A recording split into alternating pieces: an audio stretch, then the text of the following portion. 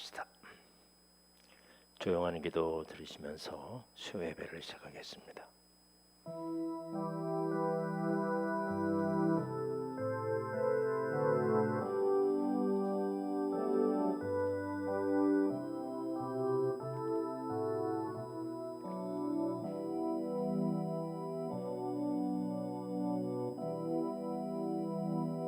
아멘.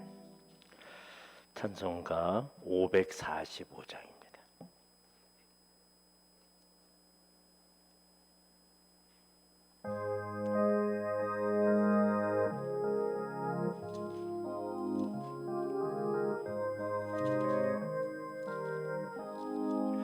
이 눈에 아무 증거 아니 배어도 믿음만은 가지고서 늘 걸으며 이 귀에 아무 소리 아니 들려도 하나님의 약속 위에 서리라.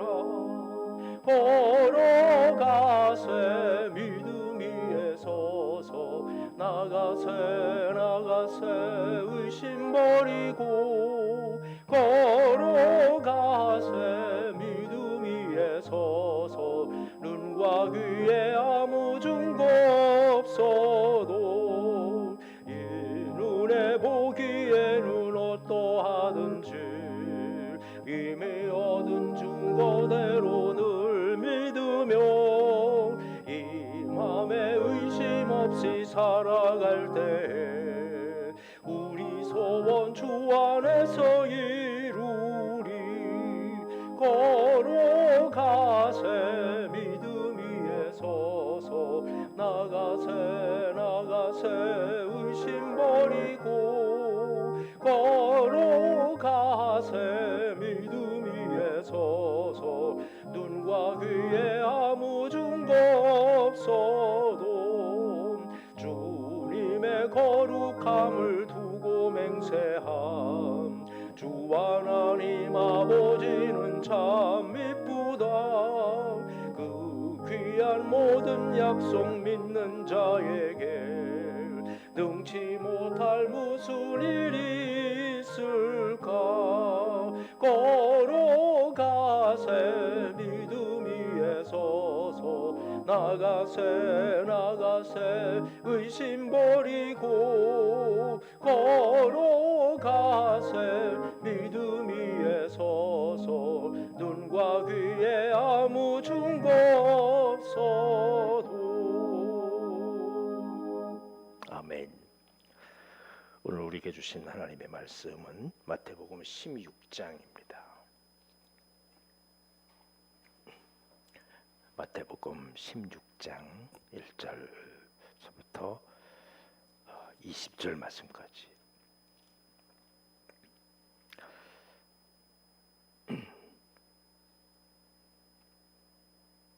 바리새인과 사기도인들이 와서 예수를 시험하여 하늘로부터 오는 표적 보이기를 청하니 예수께서 대답하여 이르시되 너희가 저녁에 하늘이 붉으면 날이 좋겠다 하고 아침에 하늘이 붉고 흐리면 오늘은 낮이 굳겠다 하나니 너희가 날씨는 분별할 줄 알면서 시대의 표적은 분별할 수 없느냐. 악하고 음란한 세대가 표적을 구하나 요나의 표적밖에는 보여줄 표적이 없느니라 하시고 그들을 떠나 가시니라. 제자들이 건너편으로 갈새 떡 가져가기를 잊었더니 예수께서 이르시되 삼가 바리새인과 사두개인들의 누룩을 주의하라 하시니 제자들이 서로 논의하여 이르되 우리가 떡을 가져오지 아니하였도다 하거늘 예수께서 아시고 이르시되 믿음이 작은 자들아 어찌 떡이 없으므로 서로 논의하느냐. 너희가 아직도 깨닫지 못하느냐. 떡 5개로 5,000명을 먹이고 주운 것이 몇 바구니며 떡 7개로 4,000명을 먹이고 주운 것이 몇 광줄이었는지 기억하지 못하느냐. 어찌 내 말하는 것이 떡에 관함이 아닌 줄을 깨닫지 못하느냐. 오직 바리새인과 사두개인들의 누룩을 주의하라 하시니 그제서야 제자들이 떡의 누룩이 아니요 바리새인과 사두개인들의 교훈을 삼가라고 말씀하신 줄을 깨달으니라. 예수께서 빌립보 가이사랴 지방에서 이르되 제자들에게 물어 이르시되 사람들이 인자를 누구랴 하느냐. 이르되 더러는 이스라엘의 요한, 더러는 엘리야, 어떤 이는 에레미야 선지자 중에 하나이다. 이르시되 너희는 나를 누구라 하느냐. 시몬 베드로가 대답하여 이르되 주는 그리스도시요 살아계신 하나님의 아들이시니이다. 예수께서 대답하여 이르시되 바요나 시몬아 내가 복이 있도다. 이를 내게 알게 하려는 혈육이 아니요 하늘에 계신 내 아버지이시니라. 또 내가 내게 이르노니 너는 베드로라. 내가 이 반석 위에 내 교회를 세우리니 음부의 권세가 이기지 못하리라. 내가 천국 열쇠를 내게 주리니 내가 땅에서 무엇이든지 매면 하늘에서도 매일 것이요 내가 땅에서 무엇이든지 풀면 하늘에서도 풀리리라 하시고 이에 제자들에게 경고하사 자기가 그리스도인 것을 아무에게도 이르지 말라 하시니라. 아멘.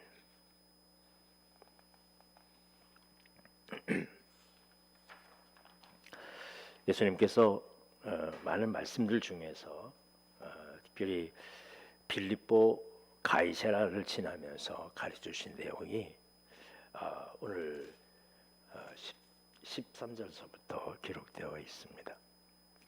이 가이사라가 원래 황제에 대한 형제라는 말인데요. 이 가이사라 지역은 원래는 해변가에 있는 지역인데 이 빌립보에 또 가이사라를 세웠습니다. 그것은 아우구스도 황제가 가이사인 황제가 헤롯에게 새로 마련해준 그런 땅인 것입니다. 도착해 보니 이 황제가 이곳에 도착해 보니 많은 그런 우상들이 있는 거예요. 사실 거기가 하나님의 땅이었거든요. 이 유대 땅에 하나님의 사람들이 모이는 그런 곳인데 오랫동안 그만 400년 동안 선지자가 없었습니다. 그래서 물론 말씀을 연구하는 서기관들도 있고 또 종교를 지도하는 이끌어가는 그런 바리새인들도 있고 제사장들도 있고 그렇지만 그만 우상들이 너무 많은 거예요. 그래서 모든 우상들을 다 이 빌립보 가이사라에 모아뒀습니다. 다 거기도만 모아라. 거기 와서 절해라. 사람들이 거기만 다 절하는 거죠. 그리고 그 맨 꼭대기에다가 황제의 신상을 세워둡니다. 오직 전능하신 신은 황제밖에 없다. 이 황제의 숭배 사상을 거기서 보여주고 있는 거죠. 예수님께서 특별히 제자들을 데리시고 이 빌립보 가이사라를 가십니다. 성지 순례를 가보면 이 빌립보 가이사라에 이렇게 딱 도착하면 넓은 그런 그 돌산이 앞에 있는데 그 돌에 많은 그런 신상들이 다 이렇게 그려져 있습니다. 조각되어 있죠. 그런 것들을 보면서 너희는 나를 누구라 하느냐라고 이렇게 이 황제가 하사한 만들어준 그런 땅에서 다시 한번 자신이 그리스도인 것을 보여주는 만왕의 왕이라는 사실을 보여주는 그런 말씀인 것입니다. 오늘날 정말 우상이 만연합니다. 조그만 것 가지고서도 세상에서 우리뿐만 아니에요. 온 세계가 만연하는 그런 세상 속에서 우리에게 물으시는 그런 말씀입니다. 너희들은 나를 누구라 하느냐라는 거죠. 이전에 함께 읽었던 내용의 말씀 속에서도 디베라 바닷가에서 오병이어의 기적을 베푸셨습니다. 4,000명도 먹이시고 5,000명도 먹이시고 이 디베라라는 그런 이름도 역시 티베리우스 황제가 하사한 그런 이름이 이 바다를 이 땅을 디베라라고 해라라고 말이죠. 그런데 거기서 사람들이 오병이어를 겪으면서 사람들이 예수님을 모셔다가 왕으로 삼고도 했거든요. 물론 잘못된 것이라 예수님이 피하시기도 했지만 이 황제가 받쳐진 곳에 가서 그래서 예수님이 자신의 왕임을 드러내시는 그런 아주 귀한 사건이라고 볼 수가 있습니다. 사실 예수님께서 제자들에게 그동안 가르치셨어요. 그러면서 꼭 듣고 싶은 말이에요. 다시 한번 확인하고 싶은 말이에요. 우리가 그토록 배우고 또 교회도 다니고 있지만 사실 이 말은, 이 대답은 늘 하는 대답이 아니거든요. 그러나 주님은 원하셔요. 이 대답을 듣기를 원하시는 거예요. 주는 그리스도시요 살아계신 하나님의 아들이십니다. 나의 주인이시며 유일한 왕이십니다. 여러분이 고백을 주님께서 드리시기를 원해요. 우리가 말하기를 원해요. 고백하기를 원해요. 근데 우리는 그냥 넘어가는 거야. 다 아시니까요, 뭐. 저요? 아는 거하고 매일매일 고백하는 거하고 달라요. 우리는 기도할 때마다, 예배드릴 때마다 주는 그리스도시요 살아계신 하나님의 아들이십니다 라는 내 입의 고백을 주님 앞에 확실하게 드릴 수 있어야 할 것입니다.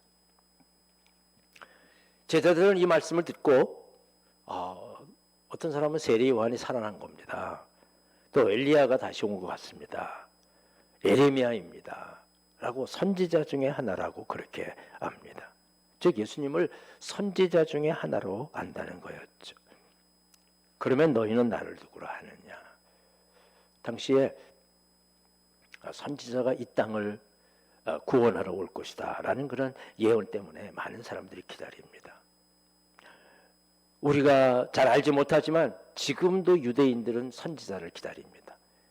그래서 이스라엘 땅에 가보면 곳곳에 프랭카드가 걸려 있어요. 우리에게 선지자를 보내주옵소서라고 선지자를 기다리는 거죠. 하나님은 이후에 이 세상의 사람들이 방법으로 선지자를 보내시지 않으셨습니다. 우리가 알아야 할 것은 정말 유능한 목사들 많습니다. 그러나 결코 선지자는 아닙니다. 그냥 주님의 종이에요. 하나님의 어떤 메시지를 듣고 그 메시지를 전하는, 결코 그런 선지자는 주시지 않습니다. 그것은 끝이에요. 예수님으로부터 끝이야. 마지막 선지자? 아니요, 예수님은 선지자가 아니에요. 선지자로서는 세상을 구원할 수 없다는 사실을 하나님이 아십니다. 우리도 알아요. 오늘날 많은 사람들이 훌륭한 목사들 많습니다. 또 선교사들 너무나도 많아요. 그러나 결코 하나님의 말씀을 우리에게 직접 전하는, 계시를 전하는 그런 선지자는 아닙니다. 말씀을 해석할 수도 있고 나름대로 설교할 수도 있지만 말이죠. 우리가 자칫 잘못하면 거기에 빠지는 거죠. 많은 그런 사람들이 이단에 빠집니다. 정말 그들의 말을 들어보면 혹합니다. 그게 바로 우리가 선지자를 기다리기 때문에 그래요. 마지막 선지자, 마지막으로 하나님께서는 예수님을 이 땅에 보내신 것입니다. 직접 내려오신 거예요. 누구 대신 말하라, 그게 안 되기 때문에 말이에요. 그래서 온통 이 사회가 이렇게 어지러운 거죠. 주님의 말씀만 전하면 얼마나 좋겠습니까? 그래, 이단들은 그러지 않거든요. 거기에 욕심도 있고 재물도 있고 거기에 비리도 있고 얼마나 많은 그런 부조리가 담겨져 있는지 몰라요. 바로 그것이 사람들의 그 선지자 의욕 때문에 그렇거든요. 결코 우리 사람들을 바라보면서 정말 훌륭한 그런 목사님들 참으로 많은 것을 인정합니다. 그러나 선지자는 아니에요. 거기에 우리가 헷갈리지 말아야 합니다. 그러면서 예수님은 너희는 나를 누구라 하느냐라고 말씀하시죠. 다른 사람들이 말하는 거 그거 다 관심 갖지 않느냐. 다른 사람들이 생각하는 거 그거 중요하지 않아요.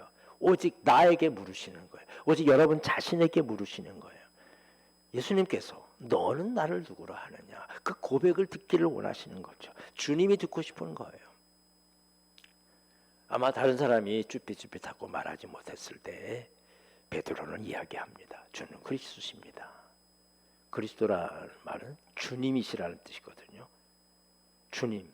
근데 이 주님이라는 말이 우리에게는 주님이라고 말하면 그냥 예수님의 이름처럼 그렇게 느껴지는 거예요. 우리는. 왜? 우리의 생각 속에 주인과 종의 이 관계를 느끼지 못하기 때문에 그래요. 말로만 알아요. 당시에, 아니 지금까지도 이 주인과 종, 이거는요 정말 죽으라면 죽는 구동 신용까지 하고, 죽으라면 아무런 그런 반항 없이 무덤 속에 들어가야 되는 게 종입니다.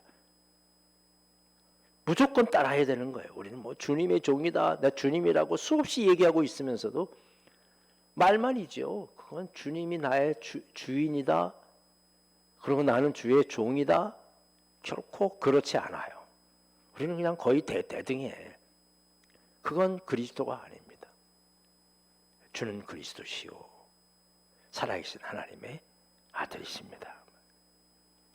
특별히 살아있다라는 그런 표현은 예수님께서 늘 얘기했던 그런 이 모든 그런 선지자들, 그리고 선대에 있어서 많은 하나님의 그 종들, 또 하나님 택하신 사람들의 말 속에는 늘 살아있는 하나님, 살아있는 하나님. 이건 매우 중요한 의미입니다. 하나님은 살아계십니다. 멀리 계셔서 죽어 있는 거 아니에요. 어디 가서 있어야 하는 어떤 건물 안에 있어야 하는 그런 분이 아니에요. 살아계시는 분이야. 움직이시는 분이고요. 어디나 계시는 분이고요. 그렇기 때문에 이 살아있다는 말은 살아있는 하나님을 만나는 사람마다 우리가 사는 거예요. 우리가 사는 거예요. 우리를 살리기 위해서 오신 하나님이라는 뜻입니다. 그렇습니다. 예수님은 우리를 살리기 위해서 오신 분이에요. 다른 것 아니에요. 심판하러 오신 분은 아니에요. 우리는 늘 심판하려고 해. 얼마나 잘했냐, 얼마나 못했냐, 얼마나 죄를 많이 지었느냐. 연말이 되고 연초가 되면 우리 판단합니다. 당연히 해야 돼요. 그러나 예수님은 아니에요. 예수님은 우리를 누구든지 살리러 오셨어요. 죄인이든 어떤 죄를 지었든 간에, 뭘 잘못했든 간에 우리의 생각이 바꿔야 될, 예수님의 사람으로서 바꿔야 될 그런 생각과 마음입니다. 베드로는 아주 유명한 대답을 하잖아요. 주는 그리스도시요 살아계신 하나님의 아들입니다. 예수님께서는 과연 저게 저 말의 의미를 잘 알고 얘기하는 것인가? 그거는 두 번째 치고라도 그렇게 말할 수 있는 것, 그렇게 알 수 있는 것 자체가 그것은 혈육이 아니다. 즉 사람에 의해서 누군가의 깨달음을 하고 가르쳐서 되는 일이 아니다. 하늘에 계신 내 아버지다. 그렇습니다. 성령이 아니면 예수 그리스도를 주라 영접할 말을 내가 할 수가 없는 거예요. 나 예수님 믿습니다. 이 말은 주님이 아니면, 주님께서 도와주시는 성령님이 도와주시는 것 아니면 우리가 할 수가 없어요. 우리가 뭘 할 수가 있겠어요?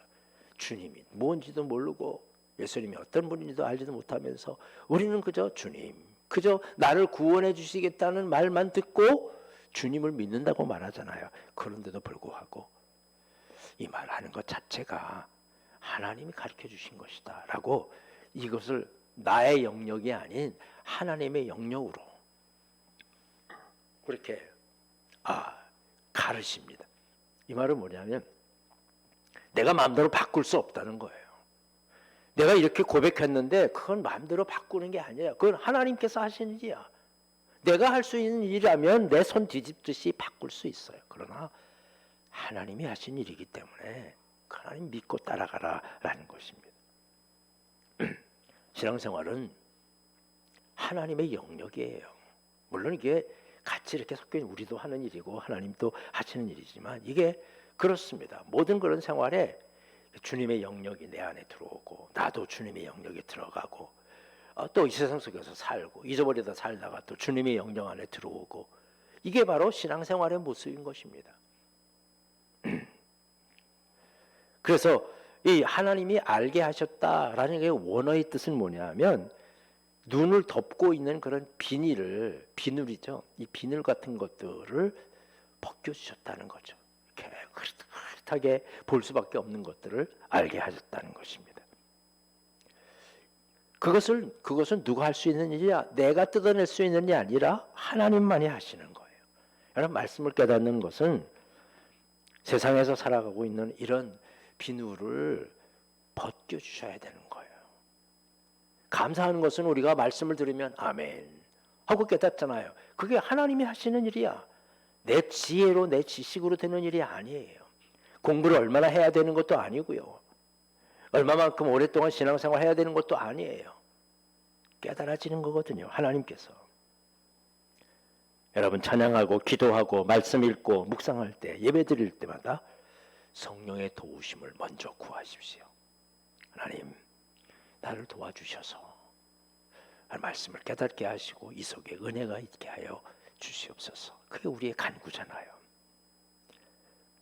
그러면서 더 중요한 것은 그대로 살아가는 거죠. 주님이 나의 주인이 되어 주시는 거예요. 살아계시기 때문에 나는 산 거예요. 주님 때문에 내가 살아있잖아요. 예수님께서는 이 고백을 한 베드로에게 복이 있다 그랬습니다. 여러분 과연 무슨 복이냐? 우리는요 복에 관심이 있는 거죠. 어떤 복이 받느냐? 예수 믿으면 어떤 복을 받느냐? 뭐 만사형통이라고 그렇게 말하기 좋아하지만 아무튼지 간에 무슨 복을 어떤 복이 내렸느냐? 누가 뭐 얘기하면 예수 믿었더니 이런 복, 예수님께 봉사를 많이 하고 뭐 이렇게 충성을 다했더니 헌신도 했더니 이런 복을 받았다. 이런 복을 우리는 기대하죠. 그러나 어떤 복이 있느냐? 여러분 그거 중요하지 않습니다. 그냥 주는 그리스도시요 살아계신 하나님의 아들입니다. 고백하면 그냥 복이 있습니다. 어떤 복이냐고 그거 신경 쓰지 말고요. 우리에게 복이 있는 거예요. 생각하지도 못한 그런 복이 우리에게 임할 겁니다. 그러기에 우리는 하나님을 믿습니다. 라는 그런 고백을 나는 하나님을 믿습니다. 자꾸 내가 고백할 때 그 이불이 시인할 때 그게 내 속에 자꾸 들어와 쌓여지는 거거든요. 한 번에 뭐 딱 해서 신앙 세례받아도 신앙 잃어버린 사람 많습니다. 하나님께서 다시 찾으실 것은 분명하지만 잊어버린 사람 많아요. 그리고 이 세상 떠나는 사람 많습니다. 얼마나 많겠어요. 계속해서 믿음의 고백을 하고 나는 그래도 예수님을 믿습니다. 나는 주는 그리스도이시요 살아계신 하나님의 아들입니다. 내 입에서 늘 회복하고 고백하면서 이게 진정한 하나님의 복된 사람이라는 것을 확연히 알아야 할 것입니다. 그래서 베드로 이 시몬이라는 가요나 시몬이잖아요.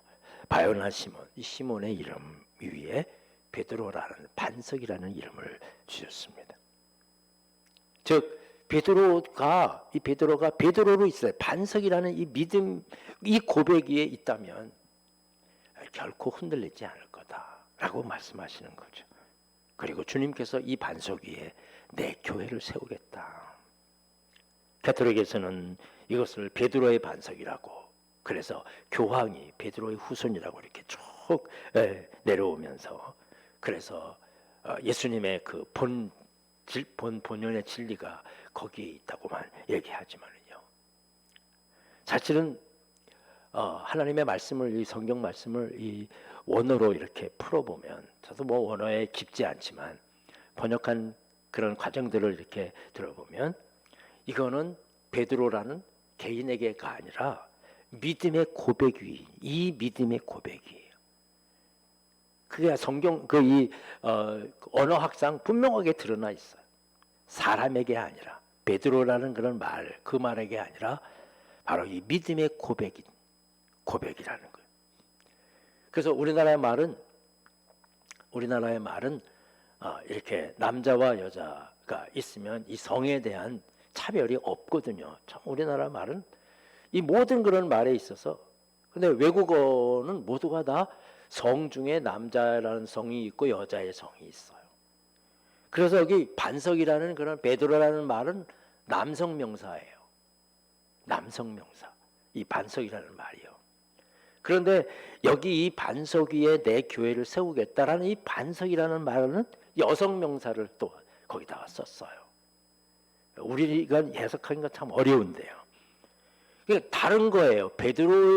베드로에게 대한 말이 아니라 바로 이 믿음의 고백이라는 말이, 이 고백이라는 말은 여성 명사인데 이 고백 이 위에다가 내 교회를 세우리라. 복잡하지만 아무튼 다른 것입니다. 어떻든 이 고백이 중요해요. 말했지만 우리 교회를 흔들지 못하게 하는 고백이 바로 신앙 고백입니다. 여러분, 아침에 일어나서도 사도들이 세운 사도신경들을 우리가 다 외울 건 없습니다. 그러나 예수님 주는 그리스도시요 살아계신 나의 하나님 아들이십니다. 이것만 해도 우리는 얼마나 기쁨이 되고 용기가 있고 힘이 되는지 몰라요. 그 정서상뿐만 아니라 주님께서도 마찬가지. 이 내 고백 위에 내 교회를 세우겠다. 교회라는 누구입니까? 예수님이잖아요. 예수님이 세워지겠다 내 위에. 그리고 음부의 권세가 이기지 못하리라. 없다는 것은 아니에요. 그러나 이기지 못하겠다고요. 더 중요한 것은 천국 열쇠를 내게 주리니 내가 땅에서 매면 하늘에서도 매일 것이고 내가 땅에서 풀면 하늘에서도 풀리리라 라는 그런 아주 놀라운 말씀을 이 베드로에게 해주셨습니다. 이 말을 또 똑같이 오해를 해서 이거 베드로에게 준 것이라고요. 개인에게 준 것이라고요. 그래서 곁들이부터 시작을 해서 많은 이단들이 드러나는 거예요. 그게 아니거든요. 이것 자체도. 그래서 다른 복음서에는 이게 내가 천국 열쇠를 네게 주노니라는 말을 이 네게라는 거는 베드로라는 말을 다른 복음서에서는 너희라는 말로요. 공동체에게로 바꿨어요. 이게 이제 이 말이 그런 오해가 있을 수 있기 때문에 말이죠. 너희가 너희 땅에서 무엇을 매면 하늘에서 매일 것이고 너희가라고 공동체를라고 표현해 주는 것인데요. 바로 이 고백과 믿음 위에 이 놀라운 능력을 주신 것입니다. 어떠한 능력이 있는지는 우리가 알 수 없어요. 나만이 알 수 있는 거잖아요. 순종하는 자만이 알 수 있는 거예요. 여러분, 새해에는 여러분이 아직도 우리 한 달 남았지만 주는 그리스도시요 살아계신 하나님의 아들입니다. 이 믿음을 마음속에 간직하고 그 믿음으로 살아가는 여러분들이 되시기를 바랍니다. 이 믿음의 고백 위에, 이 믿음 위에 하나님 복을 주실 것이고요. 놀라운 능력을 허락해 주실 것입니다. 사람들이 자신을 말하면 쉽게 믿으면서 믿음이라고 말하면, 고백이라고 말하면 의심할 수 있는 거죠.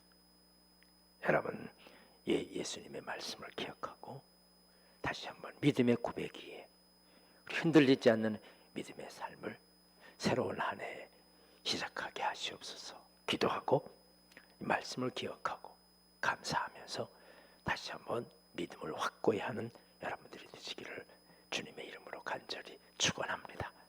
기도하겠습니다.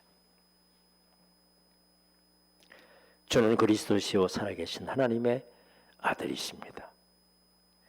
이 고백 위에 이 고백을 주님께 들으시기를 바라시고 또 우리가 그런 삶을 살아가기를 원하셨던 주님, 베드로에게 놀라운 그런 큰 은혜를 주셔서 그 믿음 위에 교회를 주시고 그래서 여기까지 오게 하셨고요.